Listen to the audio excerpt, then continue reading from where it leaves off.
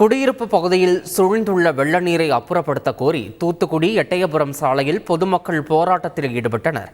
கடந்த வாரம் பெய்த அதி கனமழையின் எதிரொலியாக தென் மாவட்டங்கள் கடுமையாக பாதிக்கப்பட்டன.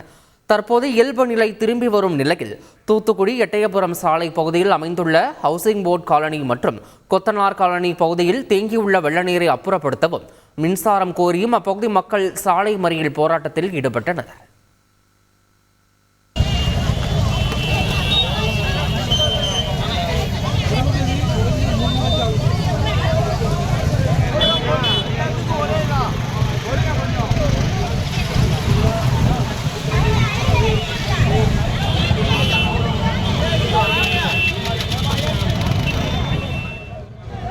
கடல் பகுதியில் இருந்து தூத்துக்குடி அனல்மின் நிலையத்திற்கு குளிரூட்ட நீர் எடுத்துச் செல்லும் பகுதியில் சாம்பல் கழிவுகள் மழைநீரில் அடித்து வரப்பட்டு தேங்கி உள்ளதால் அனல்மின் நிலைய மின் உற்பத்தி 7வது நாளாக நிறுத்தப்பட்டுள்ளது.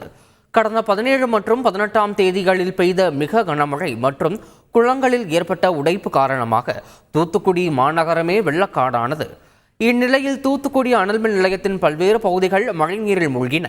அனல்மின் நிலையத்தில் ஸ்விட்ச் யார்ட் பகுதியில் இருந்த மின் மோட்டார்கள் மழைநீரில் மூழ்கிய நிலையில் அனல்மின் நிலையத்திற்கு கடல் பகுதியில் இருந்து குளிரூட்ட நீர் எடுத்துச் செல்லும் இடத்தில் டன் கணக்கில் சாம்பல் கழிவுகள் குவிந்து பாதை முழுவதையும் அடைத்துள்ளது.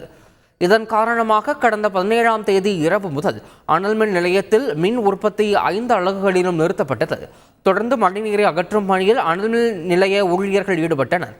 கடல் நீரை உள்ளே கொண்டு செல்லும் பகுதியில் தேங்கியுள்ள சாம்பல் கழிவுகளை அகற்றும் பணி நடைபெற்று வருகிறது. இதன் காரணமாக 7வது நாளாக அனல்மின் நிலையத்தில் மின் உற்பத்தி செய்யும் பணி நிறுத்தி வைக்கப்பட்டதை அடுத்து 1050 மெகாவாட் மின்சார உற்பத்தி பாதிக்கப்பட்டுள்ளது. செய்திகளை உடனுக்குடன் தெரிந்து கொள்ள உடனே சப்ஸ்கிரைப் பண்ணுங்க.